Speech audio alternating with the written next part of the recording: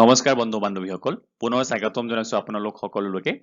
আজি আপোনালোকৰ কাৰণে এই ভিডিঅ'টোৰ যোগেদি লৈ আহিছো মই অসমীয়া কলা সংস্কৃতি আৰু সাহিত্যৰ ওপৰত খুব ইম্পৰ্টেন্ট প্ৰশ্নসমূহ যিখিনি আছে এক্সাম পইণ্ট অফ ভিউৰ পৰা সেই প্ৰশ্নসমূহ আপোনালোকৰ কাৰণে এই ভিডিঅ'টোত মই লৈ আহিছো এই ভিডিঅ'টোত খুব ইম্পৰ্টেন্ট প্ৰশ্ন যিখিনি আছে সেইখিনি আমি সন্নিবিষ্ট কৰিবলৈ চাইছো যিটি প্ৰশ্ন মই ৰখাই নাই খুব যিবিলাক ইম্পৰ্টেন্ট পৰীক্ষাত খুব সুধি থাকে সেইখিনি প্ৰশ্নসমূহ ইয়াত সন্নিবিষ্ট কৰিছো গতিকে পলম নকৰো আমাৰ আজি সেশনটো আৰম্ভ কৰো আমাৰ আজি সেশনৰ প্ৰথম প্ৰশ্নটো হৈছে what is the main occupation of the people of Assam অসমৰ মানুহবিলাকৰ মেইন অকুপেশনটো কি হয় মেইন পেছাটো কি হয় হেতু এগ্ৰিকালচাৰ হ'ব বেলেগটো হ'ব নোৱাৰে ন Question number 2. What was and who was the first editor of first Assamese magazine? First Assamese magazine kon ki asile aru he magazine khonor editor kun asil ba first editor kun asile First Assamese magazine asil Orunodoy aru he magazine khonor prothom editor asile first editor asile Nathan Brown aru etu publish hosil 1846 ot aru etu Shivsagar pora publish hosil Shivsagar গতিকে চাৰিটা কথা আপোনালোকে মনত ৰাখি লব Arunodoi first Assamese magazine Nathan Brown first editor 1846 ত publish হৈছিল first আৰু এটো শিৱসাগৰৰ পৰা পাবলিশ হৈছিল Question number 3 What is the state anthem of Assam অসমৰ জাতীয় সংগীতটো কি হয় ও মোৰ আপোনাৰ দেশ এটো ৰচনা কৰিছিল লক্ষ্মীনাথ বেজবৰুৱা হয়নে আৰু লক্ষ্মীনাথ বেজবৰুৱাই ৰচনা কৰা ও মোৰ আপোনাৰ দেশ ফাৰ্স্ট পাবলিশ হৈছিল 1909 চনত বাঁহী নামৰ কাকতত magazine খনত পাবলিশ হৈছিল আৰু এটো সংগীতবদ্ধ কৰিছিল কমলা প্ৰসাদ Agarwala Question number 4 Who is regarded as the father of Assamese nation অসমীয়া জাতিৰ পিতৃস্বৰূপ বুলি কাক গণ্য কৰা হয় এটো চাউলুং চুকাফা বৰ অসমৰ প্ৰতিষ্ঠাপক চাউলুং চুকাফাক অসমীয়া জাতিৰ পিতৃস্বৰূপ বুলি গণ্য কৰা হয় Question number 5 Who was the first editor of Assamese Printed Junaki magazineৰ প্ৰথম editor বা সম্পাদক কোন আছিল বুলি প্ৰশ্ন হলিছে এটো চন্দ্ৰ কুমাৰ আগৰৱালা ফাৰ্স্ট সম্পাদক আছিল এটো 1889 ত জোনাকী ম্যাগাজিন পাবলিশ হৈছিল এটো কলকাতাৰ পৰা গতিকে কলকাতা 1889 ফাৰ্স্ট এডিটৰ চন্দ্ৰ কুমাৰ আগৰৱালা এই জোনাকী যুগত তিনিজন অসমীয়া ত্ৰিমূৰ্তি আছিল অসমীয়া সাহিত্যৰ ত্ৰিমূৰ্তি বুলি গণ্য কৰা হয় তিনিজন ব্যক্তিক সেই তিনিজন ব্যক্তিৰ নাম আপোনালোকে ভালকে মনত ৰাখি লব চন্দ্ৰ কুমাৰ আগৰৱালা হেমচন্দ্ৰ গোস্বামী আৰু আছিলে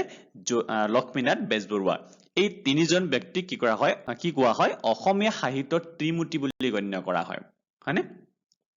First Assamese sonnet লিখিছিলে প্ৰিয়তমা চিঠি হেমচন্দ্ৰ গোস্বামীয়ে আৰু first romantic poem লিখিছিলে বন কুঁৱাৰী যি romantic poem Assamese romantic poem দে এটো চন্দ্ৰ কুমাৰ আগৰৱালাই লিখিছিলে Question number 6 Who compiled and published the first Assamese dictionary in 1867 First Assamese dictionary বুলি প্ৰশ্ন হদিছে আৰু কেতিয়া পাবলিশ হৈছিল 1867 ত আৰু কোনে পাবলিশ কৰিছিল মাইলছ ব্ৰনসন আপোনালোকে গুটেখিনি ভালকে মনত ৰাখি লব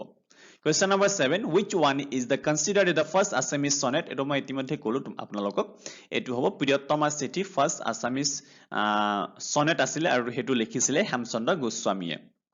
Question number 8 Who is known as ধ্বনি কবি বুলি কাক কোৱা হয় এটো বিনন্দ চন্দ্ৰ বৰুৱা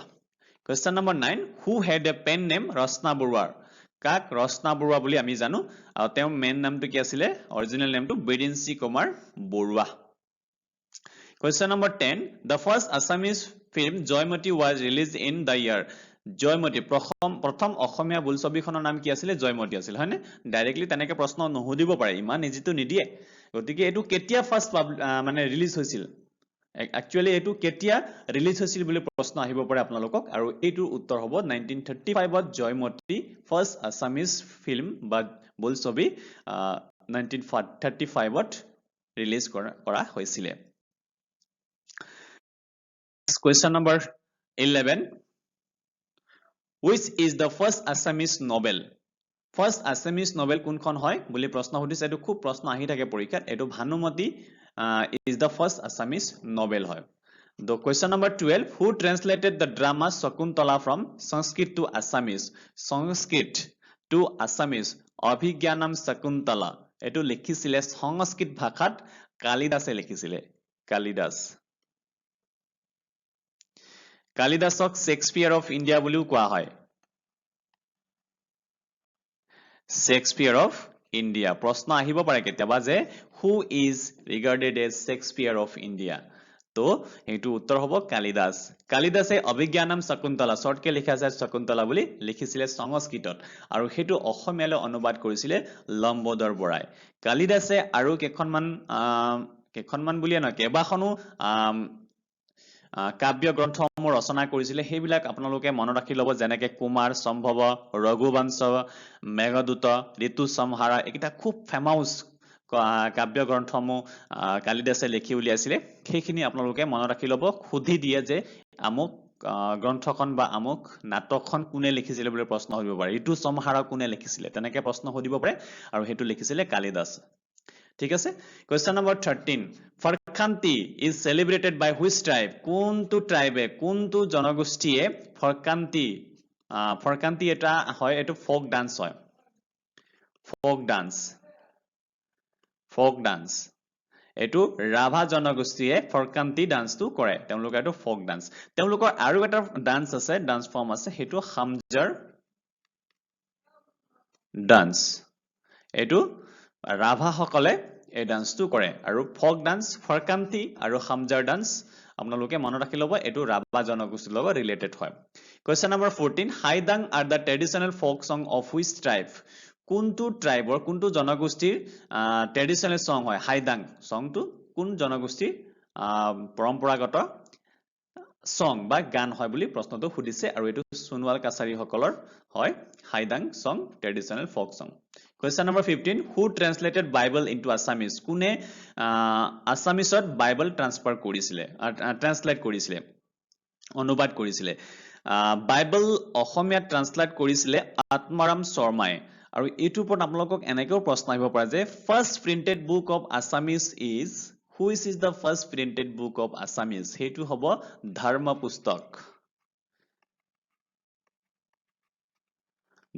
পুস্তক was the first printed book in assamese language আৰু এইটো ধৰ্ম পুস্তকে আছিল বাইবেল তাৰ মানে বাইবেলকে কি কৰা হৈছে ধৰ্ম পুস্তক নাম দি পেলা অসমীয়া ভাষাত ট্ৰান্সলেট কৰা হৈছিল আৰু আত্মাৰাম শৰ্মা এটো ট্ৰান্সলেট কৰিছিল 1813 চনত বাপ্টিষ্ট মিশনাৰী সকলৰ সহযোগত তেওঁ 1813 চনত বাইবেল অসমীয়ালৈ অনুবাদ কৰি পাবলিশ কৰিছিল এটো first printed book of Assamese question number 16 which city is known as the cultural capital of assam cultural capital of assam বুলি কাক জনা যায় হেতু জোৰহাট হয় আনসাৰটো বহুতে মাজুলী লিখে ভুল হয় কিন্তু এটো জোৰহাট হয় আপোনালোকে মনত ৰাখি ল'ব question number 17 which place is known as the heart of the assamese neo vaishnavite culture অসমীয়া নৱবৈষ্ণৱ ধৰ্মৰ নৱবৈষ্ণৱ সংস্কৃতিৰ হিতবিন্দু বুলি কাক জনা যায় হেতু কোন ঠাই কোৱা হয় হেতু কোৱা হৈছে হেতু ইয়াত প্ৰশ্ন সুধিছে গতিকে এটো মাজুলী হ'ব আমি সকলোৱে জানো question number 18 in which year assamese magazine jonaki was first published হেতু 1889 ৰ ফাৰ্স্ট জোনাকী ম্যাগাজিন খন পাবলিশ হৈছিল চন্দ্ৰ কুমাৰ আগৰৱালা আছিল ফাৰ্স্ট editor বা সম্পাদক question number 19 what is the popular seasonal festival of bodo people bodo মানুহবিলাকৰ first popular seasonal festival to কি আছিল বুলি প্ৰশ্ন উঠিছো বৈশাগু ফেষ্টিভেল বড়ো সকলে পালন কৰা এটা popular seasonal festival হয় এইটোৰ ওপৰতে প্ৰশ্নটো সুধিছে ইয়াত next question number 20 which is the spring festival of missing people missing জনগোষ্ঠীৰ spring festival তাৰ মানে বসন্ত উৎসৱটোৰ নাম কি বুলি সুধিছে ইয়াত আলি আই লৃগাং হয় এটো খুব ফেমাস হয় আলি আই লৃগাং ফাগুন মাহৰ প্ৰথম বুধবাৰে পালন কৰা হয় আৰু এটো মিসিং জনগোষ্ঠীয়ে পালন কৰে ফাৰ্স্ট বুধবাৰ ফাগুন মাহৰ অসমীয়া ফাগুন মাহৰ আৰু আপোনালোকৰ কাৰণে জনাইছো মই যে গুমৰাগ নৃত্য এটো মিসিং জনগোষ্ঠীৰ লগত জড়িত মিসিং জনগোষ্ঠী এই নৃত্য কৰে এই নৃত্যটো কোন জনগোষ্ঠীৰ নৃত্য বুলি প্ৰশ্ন আহিব পাৰে গতিকে এটো গুমৰাগ নৃত্য হৈছে মিসিং জনগোষ্ঠীৰ নৃত্য question number 21 who established the Barpeta Satra in Barpeta সত্ৰ কোনে এস্টাবলিশ কৰিছিলে মাধৱদেৱে কৰিছিলে মাধৱদেৱ আছিল শংকৰদেৱৰ প্ৰিয় শিষ্য গৰাকীৰ নাম কি বুলি প্ৰশ্ন আহিছে আগতে হেতু মাধৱদেৱ হ'ব আমি সকলোৱে জানো question number 22 Sankardev had established established the first namghar at প্ৰথম নামঘৰ শংকৰদেৱে ক'ত establish কৰিছিলে এটো বৰদোৱা হ'ব question number 23 who is the writer of the novel মামৰে ধৰা তৰোৱাল আৰু দুখন উপন্যাস মামৰে ধৰা তৰোৱাল আৰু দুখন উপন্যাস এই নভেলখন কোনে লিখিছিলে বুলি প্ৰশ্ন সুধিছে ইয়াত এটো মামনি ৰয়ছম গোস্বামীয়ে লিখিছিলে ইনফেক্ট এই নভেলখনৰ কাৰণে মামনি ৰয়ছম গোস্বামীয়ে 1982 চনত সাহিত্য অকাডেমি পুৰস্কাৰ লাভ কৰিছিলে মামনি ৰয়ছম গোস্বামীৰ অৰিজিনেল নাম আছিল ইন্দিৰা গোস্বামী ইয়াৰ ওপৰতো প্ৰশ্ন আহা দেখিছো মামনি ৰয়ছম গোস্বামীৰ মেইন অৰিজিনেল নামটো আছিল ইন্দিৰা গোস্বামী মামনি ৰয়ছম গোস্বামীয়ে 1982 চনত সাহিত্য অকাডেমি পুৰস্কাৰ লাভ কৰিছিলে 2000 চনত জ্ঞানপীঠ এৱাৰ্ড লাভ কৰিছিলে জ্ঞানপীঠ এৱাৰ্ড অসমৰ দ্বিতীয়গৰাকী ব্যক্তি আছিল যিয়ে নেকি জ্ঞানপীঠ এৱাৰ্ড লাভ কৰিছিলে 2000 চনত প্ৰথম গৰাকী আছিল বীৰেন্দ্ৰ কুমাৰ ভট্টাচাৰ্য 1979 ত তেওঁ প্ৰথম গৰাকী অসমীয়া হিচাপে জ্ঞানপীঠ এৱাৰ্ড সাহিত্যৰ সৰ্বোচ্চ সন্মান জ্ঞানপীঠ এৱাৰ্ড ৰিসিভ কৰিছিলে আৰু তৃতীয় গৰাকী ব্যক্তি 2021 চনত কবি নীলমণি ফুকনে জ্ঞানপীঠ এৱাৰ্ড লাভ কৰিছে এতিয়ালৈকে তিনিজন অসমীয়া ব্যক্তিয়ে জ্ঞানপীঠ এৱাৰ্ড লাভ কৰিবলৈ সক্ষম হৈছে প্ৰথম গৰাকী ব্যক্তি আছিল বীৰেন্দ্ৰ কুমাৰ ভট্টাচাৰ্য আহিব পাৰে প্ৰশ্ন who was the first person who received Jnanpith award from Assam বা Assam first Assamese person who received Jnanpith award হেতু খুদিব পাৰে আপোনালোকক হেতু হ'ব বীৰেন্দ্ৰ কুমাৰ ভট্টাচাৰ্য আৰু হেতু লাভ কৰিছিল 1979 ত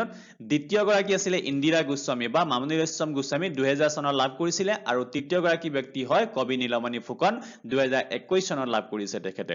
গতিকে 1982 চনৰ মামনি ৰয়ছম গোস্বামীয়ে মামৰে ধৰা তৰোৱাল আৰু দুখন উপন্যাসৰ কাৰণে কি লাভ কৰিছিল সাহিত্য অকাডেমি পুৰস্কাৰ লাভ কৰিছিল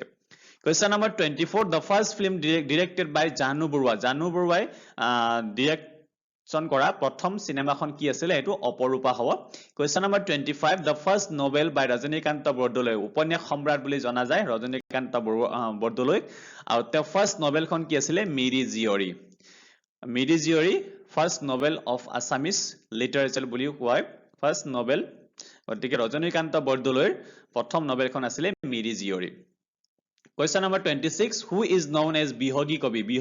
kabi বুলি কাক কোৱা হয় Raghunath Choudhury who is the writer of the novel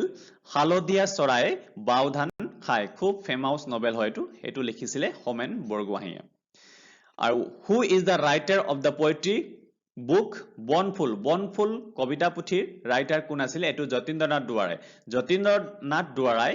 1955 চনত 1955 ত সাহিত্য অকাডেমি পুৰস্কাৰ লাভ কৰিবলৈ সক্ষম হৈছিল এটো বনফুল কবিতা পুথিৰ কাৰণে আৰু তেওঁ আছিল প্ৰথম অসমীয়া ব্যক্তি যিজনে সাহিত্য অকাডেমি পুৰস্কাৰ লাভ কৰিছিল এটো বনফুল কবিতা পুথিৰ কাৰণে যতীন্দ্ৰনাথ দুৱাৰাই 1955 চনত মানে ভালকে মনত ৰাখি লব Question number 29 when Jyoti Chitraban was established জ্যোতি চিত্ৰবন এটো গুৱাহাটীত আছে 1968 ত হেতু establish কৰা হৈছিল Question number 30 name the first Assamese colored movie was first Assamese color movie সিনেমাখন কি আছিল এটো ভাইটি 1972 হেতু ৰিলিজ কৰা হৈছিল Question number 32 who was the music director of the movie